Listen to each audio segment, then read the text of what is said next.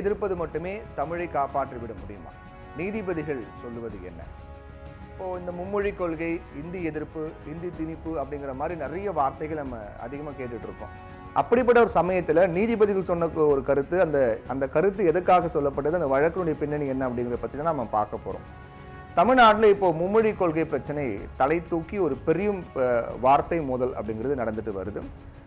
2 மொழி கொள்கை அரசனுடைய கொள்கை அப்படின்னு திமுக சொல்ல, பிரைவேட் ஸ்கூலில் மட்டும் ஏன் 3 மொழி இருக்கு, மும்மொழி கொள்கையை பின்பற்றக்கூடிய பள்ளிகளை இடித்து தள்ளுங்க, இடித்து மூடுங்க அப்படின்னு நிறைய சோசியல் மீடியாக்கள்லையும் சரி, மும்மொழி கொள்கைக்கு ஆதரவாக பேசக்கூடியவங்களும் சரி, இந்த மாதிரியான கருத்துக்களை முன் வச்சுட்டு வராங்க. நாடாளுமன்றத்தில் இது தொடர்பாக பேசிய கல்வி அமைச்சர், மத்திய கல்வி அமைச்சர் தர்மேந்திர பிரதான் முதல்ல PMC பள்ளி திட்டத்திற்கு ஒப்புதல் கொடுக்கிறதா திமுக எம்பிக்கள் என்னை சந்திக்கும் போது சொன்னாங்க. முதலமைச்சரும் இதற்கு ஒத்துக்கொண்டதாகவும், அதுக்கு பிறகு யாரோ ஒருவர் சொல்லி இதை தடுத்துட்டதாகவும் சொல்லியிருந்தார். அந்த யாரோ ஒருவர் சூப்பர் முதலமைச்சர் அப்படின்னு தர்மேந்திர பிரதான் பேசினார். இதுதான் மிகப்பெரிய சர்ச்சையாக மாறிச்சு. இது மட்டும் இல்லாமல் இன்னொரு விஷயத்தையும் அவர் சொன்னார். அது சொல்றதுக்கு முன்னாடி இந்த விவகாரம் தொடர்பாக தர்மேந்திர பிரதான் பேசிய விவகாரம் தொடர்பாக திமுக, மதிமுக, VCK உள்ளிட்ட பல கட்சிகளுடைய எம்பிக்கள், தமிழகத்தை சேர்ந்த எம்பிக்கள் எல்லாமே நாடாளுமன்ற வளாகத்தில் போராட்டத்தில் ஈடுபட்டாங்க. வழக்கம் போல வைகோவின் குரல் ரொம்ப வேகமாக ஓங்கி ஒலித்தது. இந்த போராட்டத்தில் ஹைலைட்டாக பார்க்கப்பட்டது. தமிழக எம்பிக்கள் முதல்ல ஆதரவு தெரிவித்தாங்க அப்படிங்கிறதுக்கோ, இல்லைனா முதலமைச்சரும் ஒப்புதல் தெரிவித்தார் அப்படிங்கிறதுக்கோ பிரதான், அதாவது தர்மேந்திர பிரதான் ஆதாரம் எதுவும் காட்டலை. வாய் வழியாக தான் சொன்னார். ஆதாரம்லாம் எதுவும், பேச்சு வழக்கில் தான் சொன்னார். ஆதாரம்லாம் எதுவும் காட்டலை.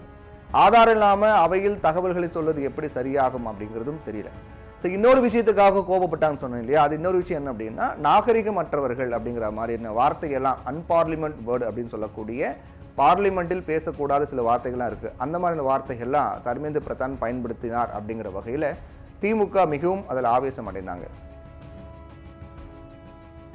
திமுக எம்பிக்களை அநாகரிகமானவர்கள், அவையை தவறாக வழிநடத்துகிறவர்கள் அப்படின்லாம் விமர்சனம் பண்ணியிருந்தார் தர்மேந்திர பிரதான். இன்டிசென்ட், மிஸ்லீடிங் அப்படிங்கிற வார்த்தைகள் எல்லாம் அவையில் பயன்படுத்தக்கூடாது அப்படின்னு விதிமுறைகள் வகுத்தவர்களே பாஜகவினர் தான். அப்படி இருக்கும்போது இப்படிப்பட்ட வார்த்தைகளை ஒரு அமைச்சரை பயன்படுத்துவது தவறானது தான் அப்படிங்கிறது ஒரு பக்கம் இருந்தாலும் கூட, சமீபத்தில் நீதிமன்றம் அளித்திருக்கக்கூடிய ஒரு உத்தரவு தமிழ்நாட்டில் தமிழ் மொழிக்கான ஆதரவை இன்னும் வலுப்படுத்தியிருக்குன்னு தான் நம்ம சொல்லணும். அந்த நிகழ்வு என்ன அப்படின்னா, தேனி மாவட்டம் கள்ளிப்பட்டியை சேர்ந்தவர் ஜெயக்குமார். தேனி மின் பகிர்மான வட்டத்தில் இளநிலை உதவியாளராக 2018ஆம் ஆண்டு பணியில் சேர்றார் ஜெயக்குமார். இவர் CBSE ஸ்கூலில், CBSE பாடத்திட்ட பள்ளியில் படித்தவர். தமிழ் வழியில் படிக்காததால் பணியில் சேர்ந்து 2 ஆண்டுக்குள்ள TNPSC நடத்தக்கூடிய தமிழ் மொழி தேர்வில் வெற்றி பெறணும் அப்படிங்கிற ஒரு நிபந்தனை விதிக்கப்பட்டது. இந்த நிபந்தனையை பூர்த்தி செய்யாத காரணத்தால் அவரை பணியிலிருந்து விடுவித்து கண்காணிப்பு பொறியாளர் ஒரு உத்தரவு போடுறார். இந்த உத்தரவை ரத்து செய்ய கோரி, தன்னை மீண்டும் பணியில் சேர்க்க கோரியும் ஜெயக்குமார் உயர்நீதிமன்ற மதுரை கிளையில் மனு தாக்கல் பண்றாரு.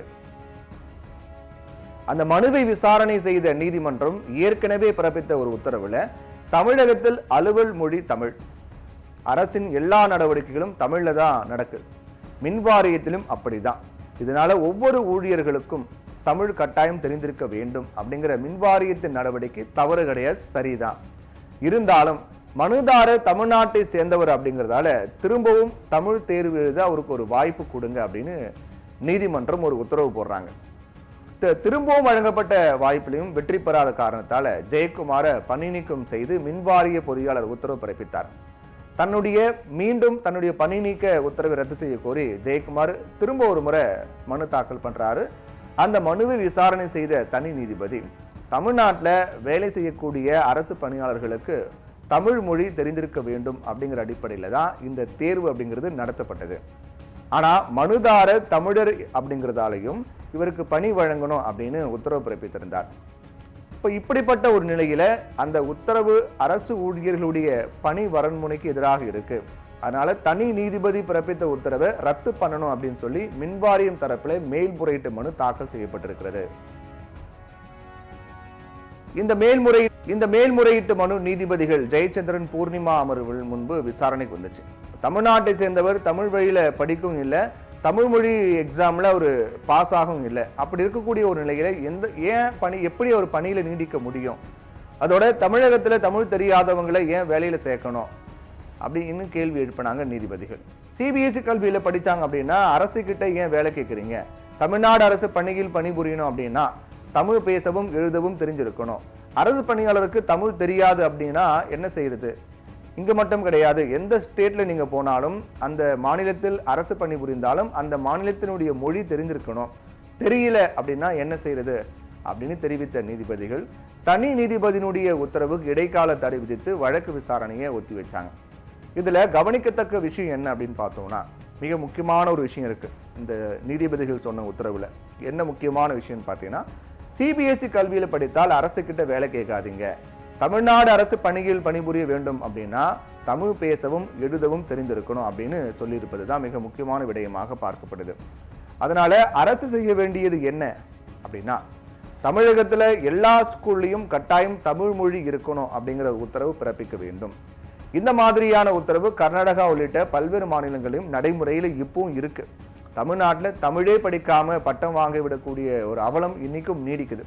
தமிழ்நாட்டில் பெயர் பலகைகளில் கூட தமிழ் பார்க்கறது முடியல, ரொம்ப ரேரா இருக்கு. அதனால தமிழ் மொழியை காப்பதிலும் தீவிர கவனம் செலுத்த வேண்டியது இப்போது அவசரமாகிறது.